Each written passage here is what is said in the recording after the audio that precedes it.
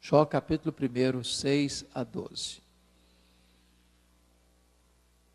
Num dia em que os filhos de Deus vieram apresentar-se perante o Senhor, veio também Satanás entre eles. Então perguntou o Senhor a Satanás: de onde vens? Satanás respondeu ao Senhor e disse: de rodear a terra e passear por ela. Perguntou ainda o Senhor a Satanás: observaste o meu servo Jó? Porque ninguém há na terra semelhante a ele, homem íntegro e reto, temente a Deus e que se desvia do mal.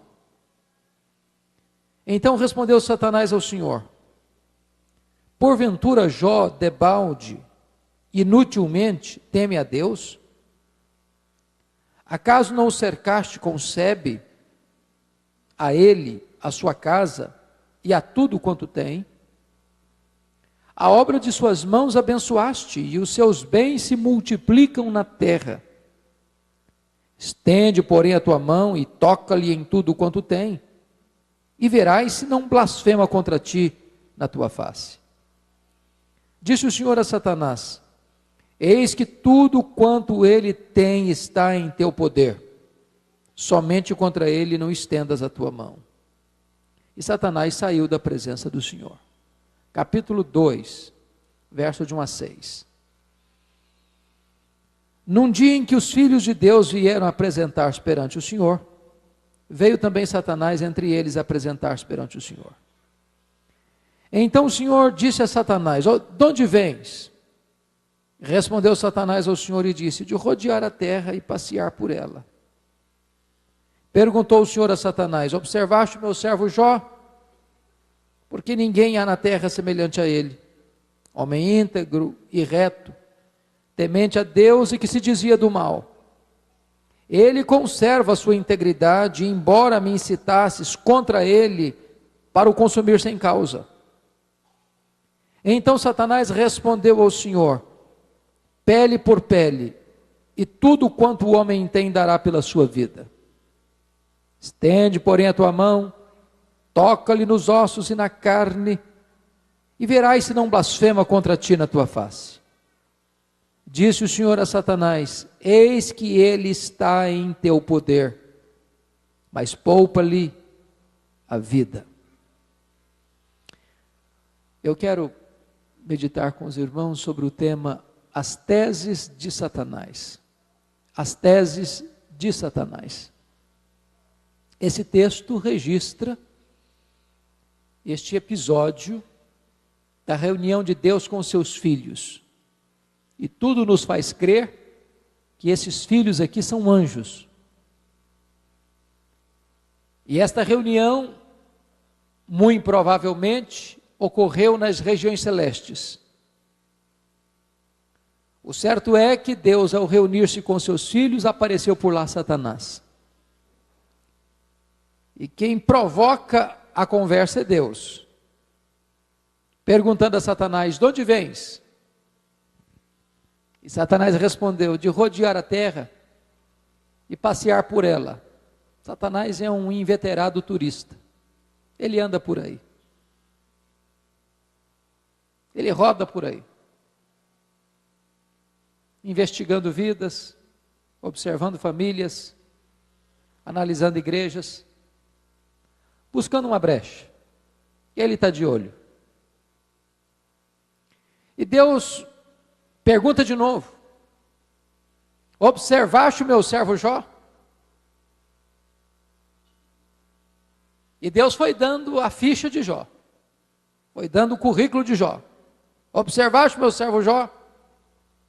Não tem ninguém na terra igual a ele, homem íntegro, reto, temente a Deus, que se desvia do mal. Satanás poderia ter respondido assim: bom Deus, essa aí eu nunca observei não. Aliás, eu nem conheço esse cara. Eu passei por alto, eu não tive tempo ainda de dar uma olhadinha na vida dele. Mas não foi a resposta. Satanás respondeu para Deus assim: também puderas. É claro, o Senhor tem abençoado a vida desse cara. O Senhor cercou a casa dele com a grande cerca. O Senhor abençoou a vida dele, a família dele. Tudo que esse cara bota a mão vira dinheiro. Também puderas, desse jeito qualquer um te adora. E Satanás aqui está insinuando duas coisas. Primeiro, Deus precisa subornar as pessoas com bênçãos para receber delas adoração. Segunda insinuação, Jó só adora a Deus porque está recebendo de Deus bênçãos. Trocando em miúdos, o que Satanás está insinuando é o seguinte: esse negócio de adoração é uma troca, é um negócio. Isso é uma permuta. Deus abençoa a gente, então nós adoramos a Deus. Em outras palavras, ninguém serve a Deus sem interesse. Esse negócio de cultuar a Deus tem interesse envolvido nisso.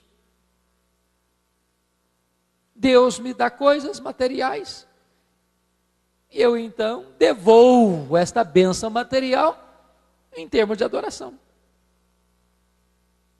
É um negócio, é uma barganha. Não tem honestidade nem sinceridade nenhuma nisso. Tem interesse. Essa é a insinuação de Satanás. Desta maneira, Satanás está aqui levantando duas teses. Primeira tese: ninguém ama mais a Deus do que o dinheiro. Segunda tese: ninguém ama mais a Deus do que a família. Satanás levanta essas duas teses. Sem que Jó soubesse, Deus o constitui em seu advogado na terra e diz para Satanás: pode tocar no que ele tem. Você só não pode tocar na vida dele, tirar a vida dele. Em outras palavras, Satanás é um ser limitado. Ele só pode ir até onde Deus o permite ir. Às vezes, até hoje, as pessoas confundem isso, tendo uma visão da vida, uma espécie de maniqueísmo. Eu explico: de luz e trevas, de verdade e mentira, de bem e mal, de Deus e o diabo. Como se o diabo estivesse no mesmo nível de Deus,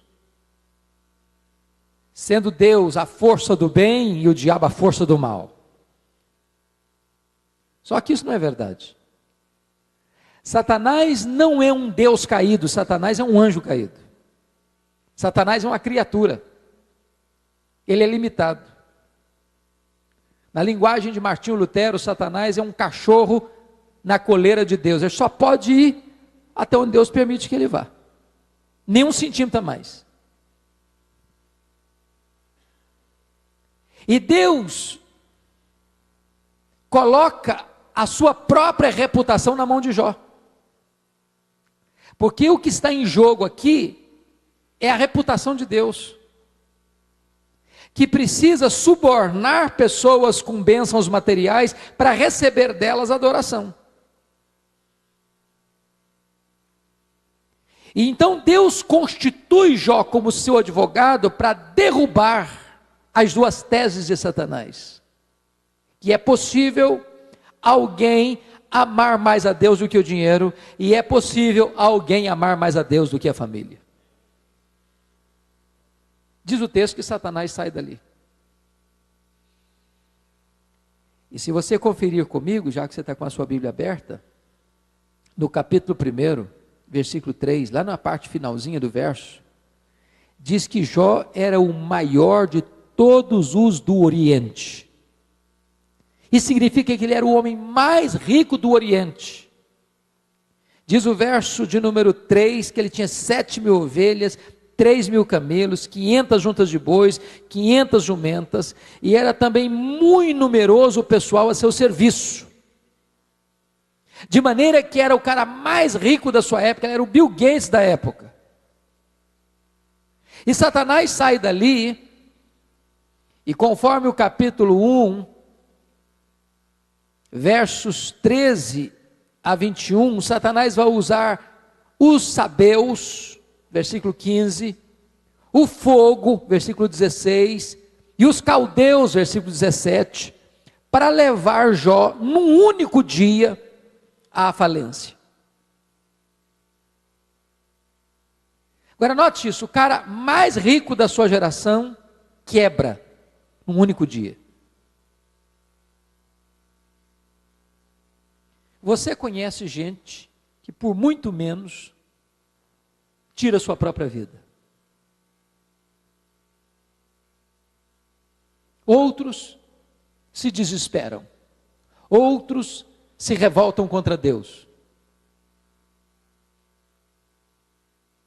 Imagine você, um homem riquíssimo, o maior empresário rural da época, perder tudo que tem num único dia.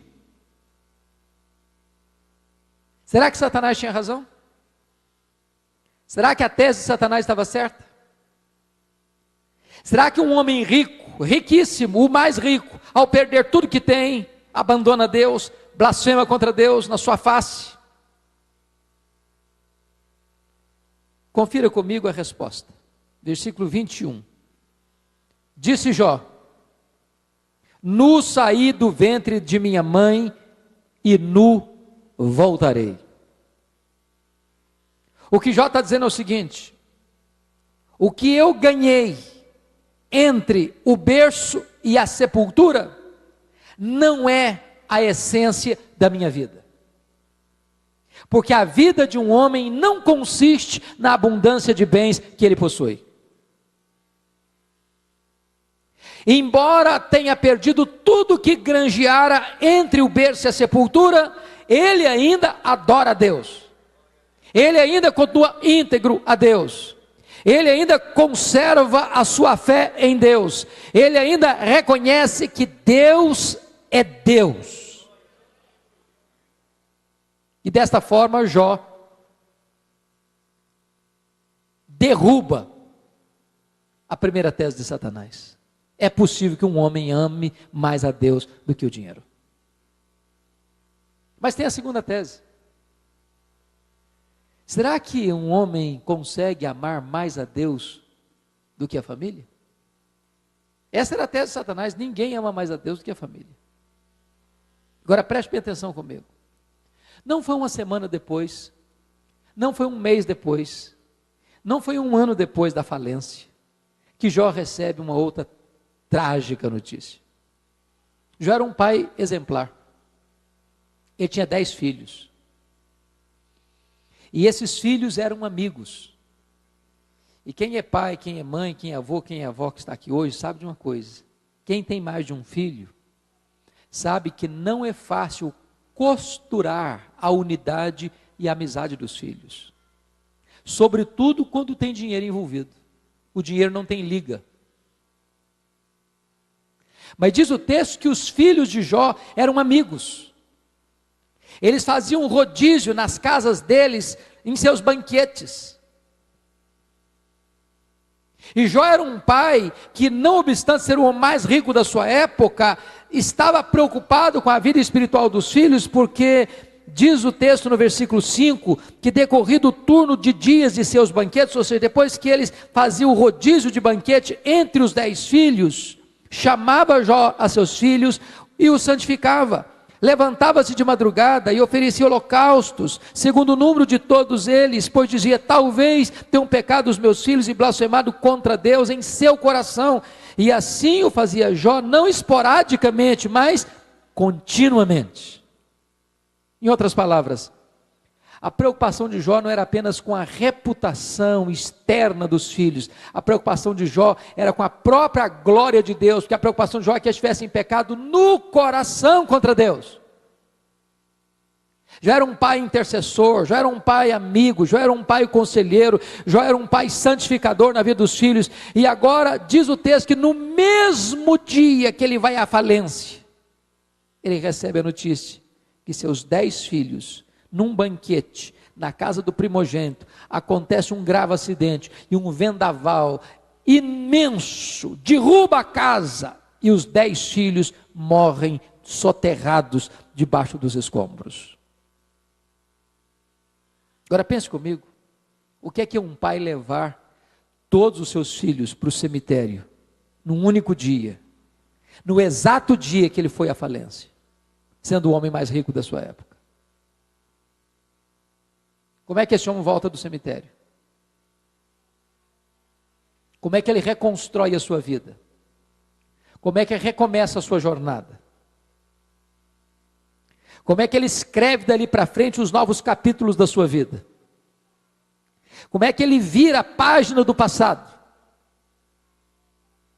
Como é que fica a sua confiança em Deus diante de tragédias tão avassaladoras? Será que Satanás tinha razão? Será que de fato alguém não consegue amar mais a Deus do que a família? Vejamos a resposta. Confira comigo o verso 20 e o verso 21. Quando Jó escutou a notícia da morte dos filhos, diz o verso 20, então Jó se levantou, rasgou o seu manto, rapou a cabeça e lançou-se em terra e adorou e disse: nu saí do ventre de minha mãe e nu voltarei, o Senhor o deu e o Senhor o tomou, bendito seja o nome do Senhor. Não revolta, não mágoa, não incredulidade, não blasfêmia, mas adoração. Jó estava derrubando a segunda tese de Satanás. É possível que um homem ame mais a Deus do que a família.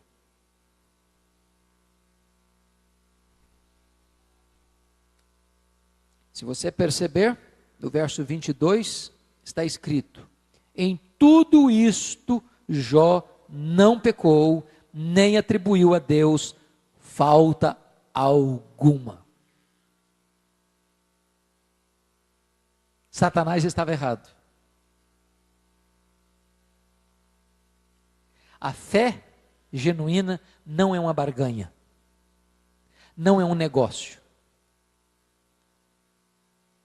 Você e eu não podemos, não devemos adorar a Deus por aquilo que Deus dá. Nós devemos adorar a Deus por quem Deus é. Não é a dádiva de Deus que nos atrai, é o caráter de Deus.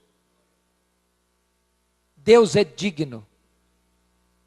Ainda que eu seja despojado de bens e da própria família, Deus é digno de ser adorado. Satanás estava errado, as suas teses estavam derrotadas. Mas aí o capítulo 2, versículo de 1 a 6, registra um outro encontro de Deus com seus filhos. Possivelmente os anjos, possivelmente nas regiões celestes. E diz o texto que aparece por lá novamente Satanás. E diz o texto que Deus provoca a conversa outra vez. De onde vens? E Satanás respondeu: de rodear a terra e passear por ela. Em outras palavras, Satanás está dizendo: não mudei minha agenda. Estou fazendo o que eu sempre fiz. Continuo fazendo a mesma coisa. Estou andando por aí. Estou de olho. Estou investigando. Estou pesquisando. Estou procurando uma brecha aqui, ali e acolá. Estou de olho. E Deus provoca de novo. Observaste o meu servo Jó? Não tem ninguém na terra igual a ele. Homem íntegro, reto, temente a Deus, que se desvia do mal. Me incitaste sem causa contra ele para o destruir. Mas ele ainda conserva a sua integridade. Deus está jogando na cara de Satanás o seguinte: olha, Satanás, você estava errado. As suas duas teses estavam furadas. Jó provou o contrário, que é possível amar mais a Deus do que o dinheiro e a família. Aí Satanás levanta uma terceira tese. Ninguém consegue amar mais a Deus do que a si mesmo, do que a sua própria pele. Satanás diz para Deus: pele por pele, e tudo que o homem tem dará pela sua vida. Toca-lhe na carne, toca-lhe nos ossos, e verás se não blasfema contra ti na tua face.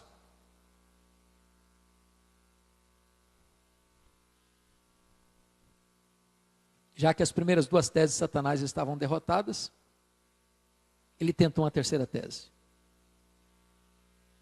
Ninguém ama mais a Deus do que a si mesmo. Principal Deus do homem é o seu próprio eu. É o egoísmo. E mais uma vez, sem que Jó soubesse, Deus constitui Jó em seu advogado.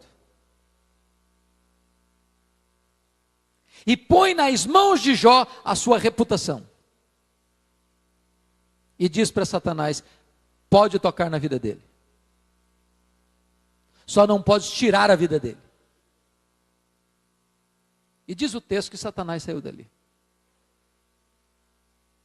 E bota uma terrível doença em Jó. Tumores malignos, da planta dos pés ao alto da cabeça. E eu imagino Jó, ainda sob a ressaca da falência financeira, ainda chorando a dor do luto, de repente sentindo uma coceira no seu corpo. De repente a sua pele começa a se esbranquiçar. De repente a sua pele começa a ficar escamosa. De repente começa a ficar com manchas vermelhas. De repente começa a surgir bolhas cheias de pus. Uma dor terrível. Não tinha analgésico que desse jeito. E ele, não suportando aquela dor, saiu. Se assentou na cinza. Pegou caco de telha e começou a raspar a sua pele já necrosada.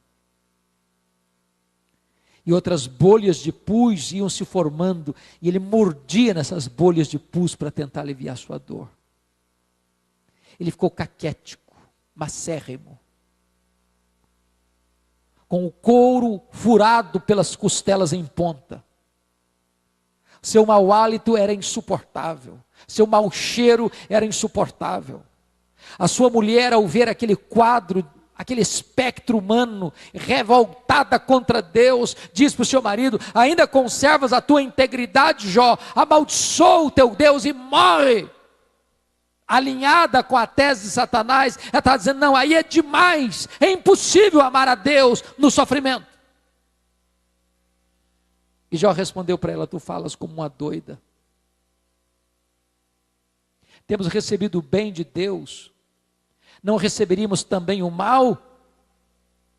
Está escrito no capítulo 2, versículo 10, o seguinte: mas ele lhe respondeu: falas como qualquer doida. Temos recebido o bem de Deus e não receberíamos também o mal? Em tudo isso não pecou Jó com os seus lábios. A terceira tese de Satanás estava derrotada.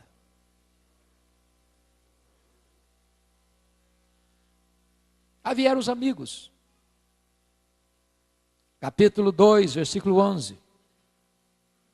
Ouvindo, pois, 3 amigos de Jó todo este mal que lhe sobreviera, chegaram, cada um de seu lugar. Elifaz o temanita, Bildade o suíta, Zofar o namatita, e combinaram ir juntamente condoer-se dele e consolá-lo. Levantando-se eles de longe os olhos e não o reconhecendo, ergueram a voz e choraram, e cada um, rasgando o seu manto, lançava pó ao ar sobre a cabeça. Sentaram-se com ele na terra 7 dias e 7 noites, e nenhum lhe dizia palavra alguma, pois viam que a dor era muito grande. Eu pergunto a você, eram amigos ou não eram? Eram amigos. Você conhece alguém que fez esse tipo de visita alguma vez? Você já viu alguém visitar um enfermo, um doente, ficar 7 dias com ele? Chorando, sem falar nada.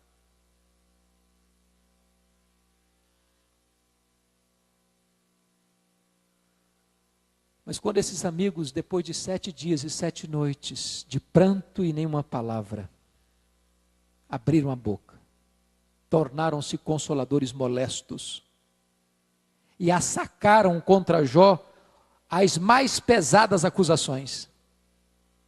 Chamaram-no de adúltero, de ladrão, de louco, de desonesto, de ter se enriquecido por explorar as viúvas. Disseram para ele que Deus, pela loucura dele, havia destruído seus filhos.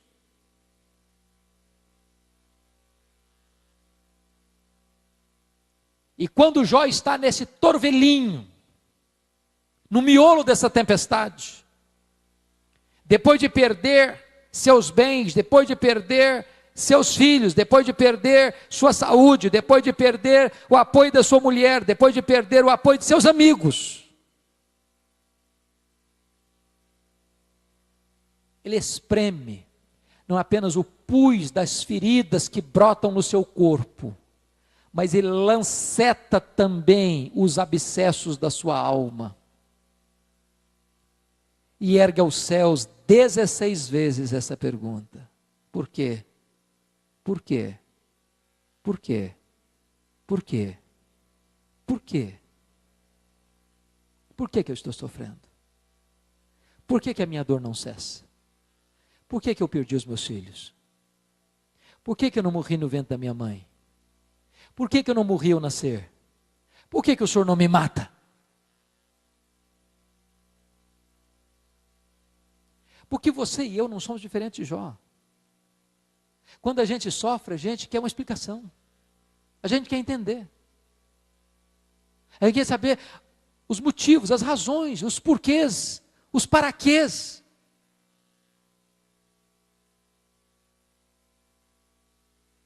O grande drama de Jó não foi apenas sofrer, foi sofrer sem explicação. O grande problema de Jó é que, ao levantar aos céus as suas perguntas e fazer mais 34 queixas contra Deus, ele não escutou sequer uma palavra de Deus trazendo qualquer explicação para ele. Tem hora, querido, que o silêncio de Deus grita mais alto nos nossos ouvidos do que o barulho mais ruidoso das circunstâncias.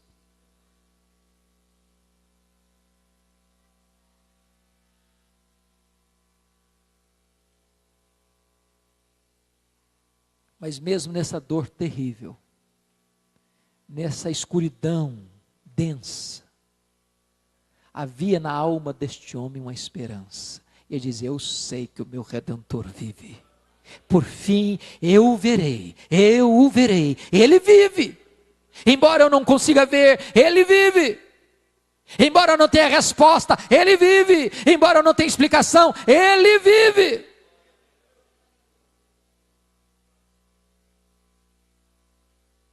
Quando Deus rompeu o silêncio, Deus não explicou nada para ele. Nada.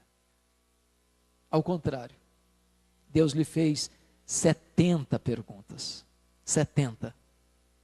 Todas perguntas retóricas. Todas perguntas que já estavam embutidas na pergunta-resposta. E Deus perguntou para ele: onde estavas tu, Jó? Quando eu lançava os fundamentos da terra. Onde estavas tu quando eu espalhava as estrelas no firmamento? Onde estavas tu quando eu cercava as águas do mar para que o mar não invadisse a terra? E Jó foi se encolhendo, Jó foi se reduzindo a nada. Jó foi tendo uma visão mais ampla da soberania de Deus. E Jó teve a mais profunda experiência com Deus a partir desses dramas vividos na sua vida e na sua família. E eu queria remeter você agora para o capítulo 42 de Jó. Abra lá, por favor. Vamos ver o que é que Jó pôde entender de Deus.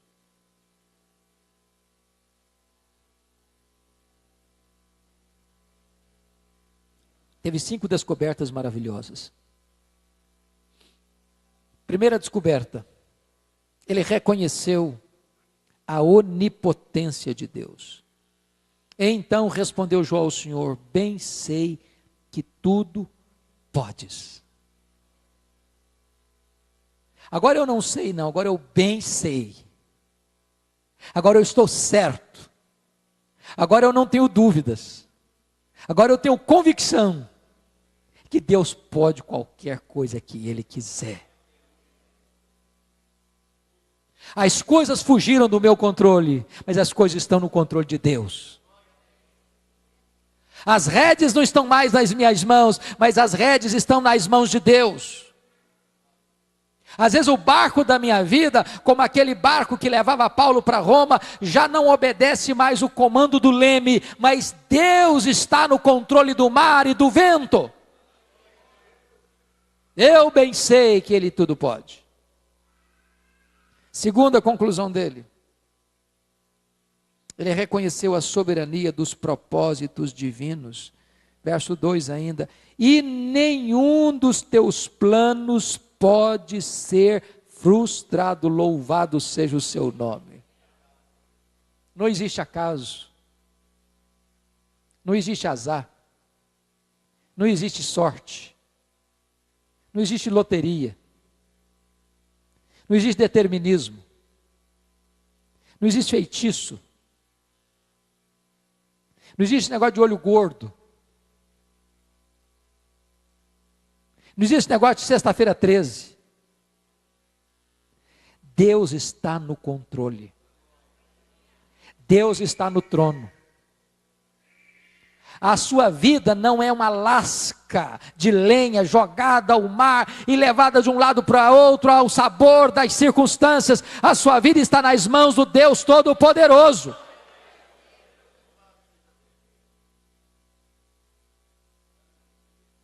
Deus não permite que nenhum fio só de cabelo da sua cabeça seja tocado sem que Ele saiba, sem que Ele permita, sem que Ele tenha um propósito.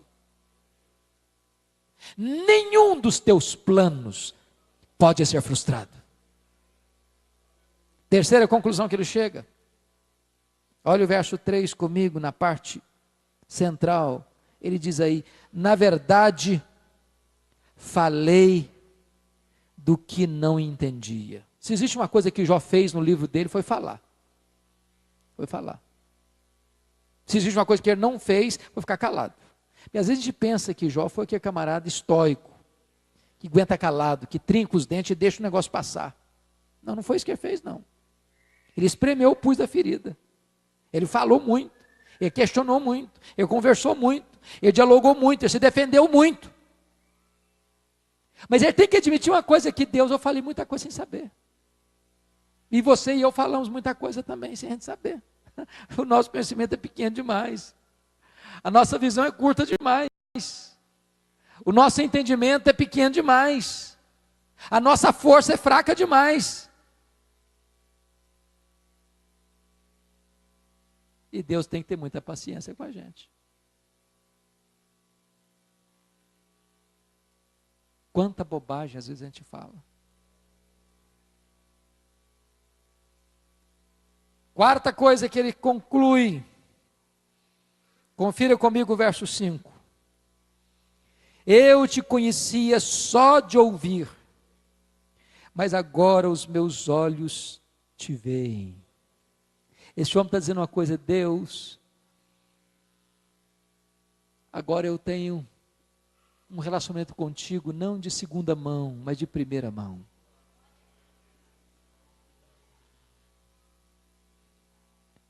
E aqui está, para mim, uma das coisas mais profundas da vida cristã. que a essência da vida eterna, de João 17,3, é conhecer a Deus e conhecer a Jesus Cristo.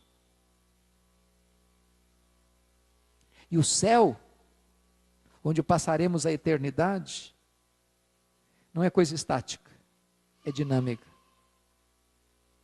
E sabe qual vai ser a grande aventura do céu?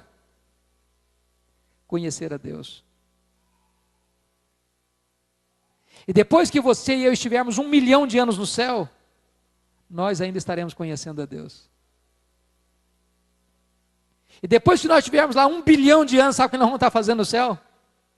Conhecendo a Deus. E nós passaremos toda a eternidade no céu e não esgotaremos o conhecimento de Deus.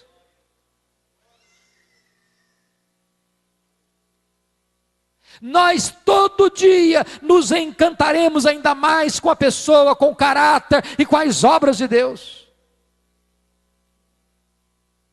Bendito é o seu nome.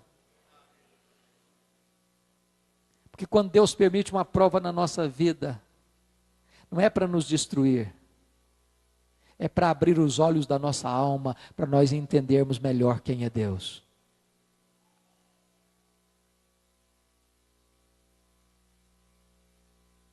Último lugar, quinta conclusão de Jó, está no versículo 6.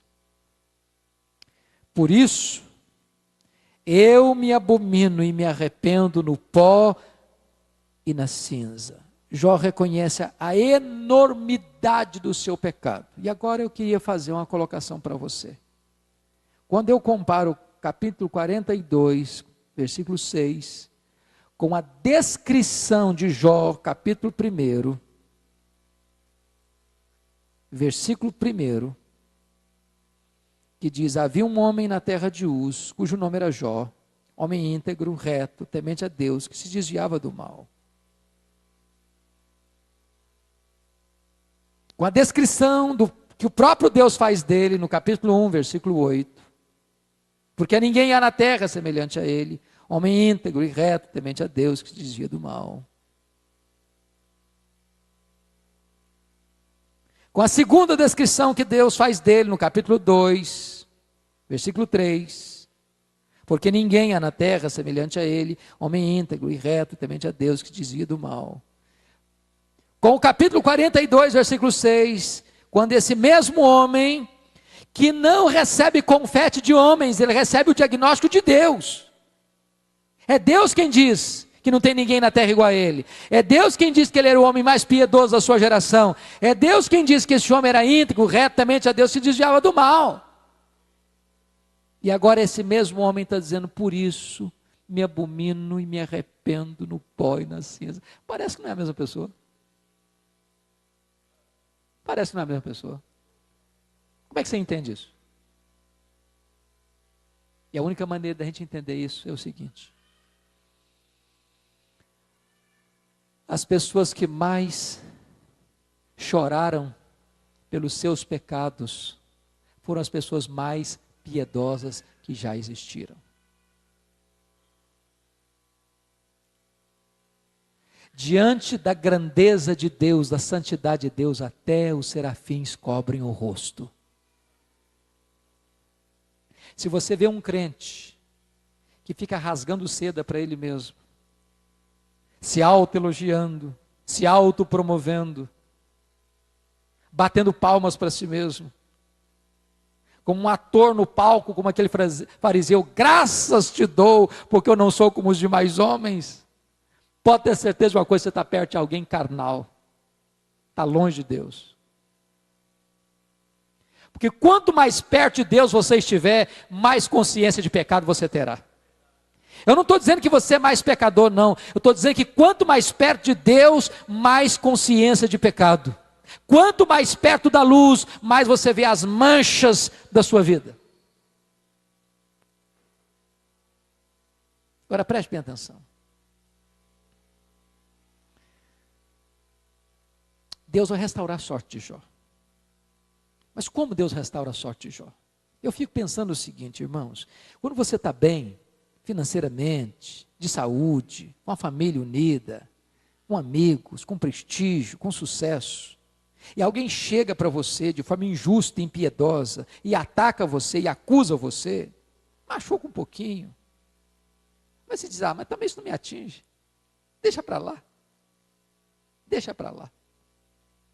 Agora, quando você já está quebrado, machucado, falido, enlutado, doente, abandonado pelo cônjuge, acusado pelos amigos, e alguém chega e pisa em você, e pisa em você, e pisa em você, e ataca você, e fere você, e acusa você, como os amigos de Jó acusaram, pergunto vocês, que sentimento esse camarada devia ter no coração? O que rondava na alma dele? Jó não era um super-homem, ele era um homem. Ele não era um anjo, ele era um homem.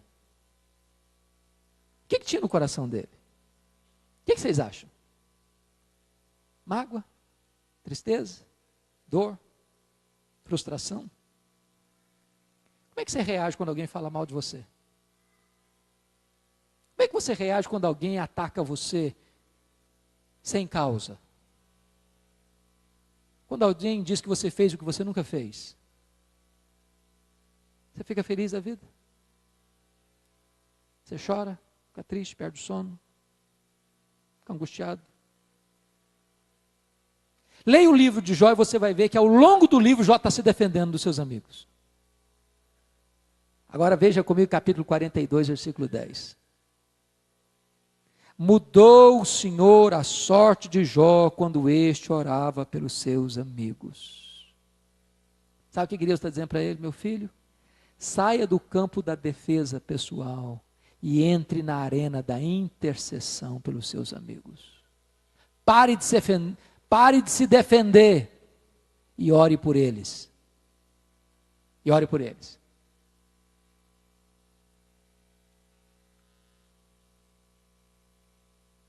E diz o texto que enquanto Jó orava pelos seus amigos, Deus mudou a sorte de Jó. Deus está tratando do coração desse homem. E Deus lhe devolveu tudo em dobro. Tudo o que antes possuíra, Deus deu em dobro. Quanto que ele tinha? Confira lá capítulo 1. Confira lá versículo 3. Capítulo 1, versículo 3. 7.000 ovelhas. Vai passar a ter 14.000 ovelhas. 3.000 camelos, já passa a ter 6.000 camelos. 500 juntas de bois, já passa a ter 1.000 juntas de bois. 500 jumentas, já passa a ter 1.000 jumentas. Era muito numeroso o pessoal ao seu serviço, duplamente muito numeroso. Deus começa a restaurar a sorte dele. Restaura os seus bens. Restaura a sua saúde. Restaura os seus amigos. Restaura o seu casamento. Pensa comigo uma cena aqui agora. Quando Jó estava na lona, a mulher dele chegou para ele: meu filho, morre, cara, morre, morre, cometa suicídio, tenha pelo menos a dignidade de tirar a sua vida. Agora o cara está com saúde de novo, bonitão, dinheiro no bolso. Eu podia dizer para ela: minha filha, quando eu estava na pior, você me mandou morrer, né? Lembra? Lembra? Estou noutra agora. Não, Deus curou o coração dele. Deus restaurou o casamento dele. E diz a Bíblia que ele viveu mais 140 anos. E teve com essa mulher mais 10 filhos. Com um detalhe: as suas filhas tornam-se as moças mais bonitas da sua geração. Talvez você pergunte assim: bom, só não estou entendendo uma coisa. Deus devolveu tudo em dobro. Tudo em dobro. Quantos filhos ele tinha? Quantos filhos ele tinha? 10. Se Deus devolveu tudo em dobro, quanto ele deveria ter agora? 20. Não é a conclusão lógica? Mas diz o texto que ele teve 10. Então será que foi tudo em dobro mesmo? é que, na verdade, quando uma ovelha morre, você perde uma ovelha. Mas quando um filho crente morre, você não perde um filho. Jó tem 10 filhos no céu. Jó tem 10 filhos na terra.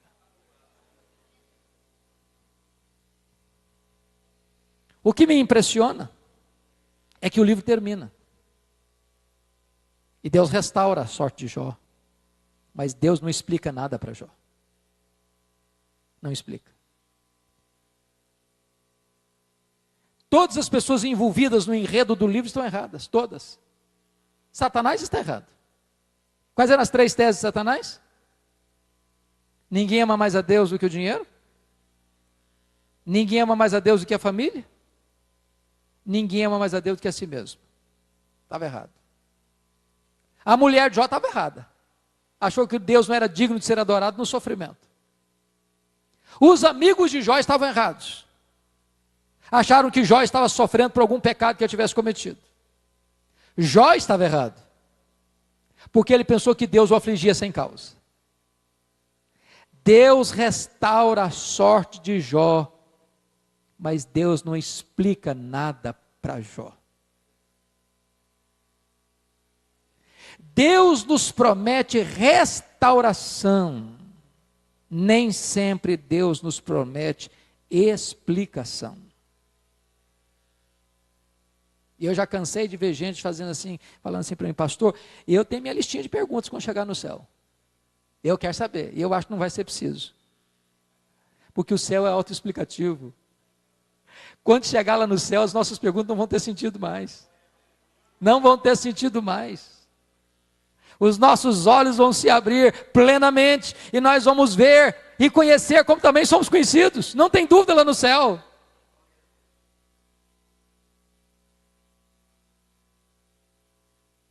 Eu quero dizer uma coisa para você nesta noite, para encerrar. Se você não consegue compreender o que Deus está fazendo agora na sua vida, você pode compreender uma coisa.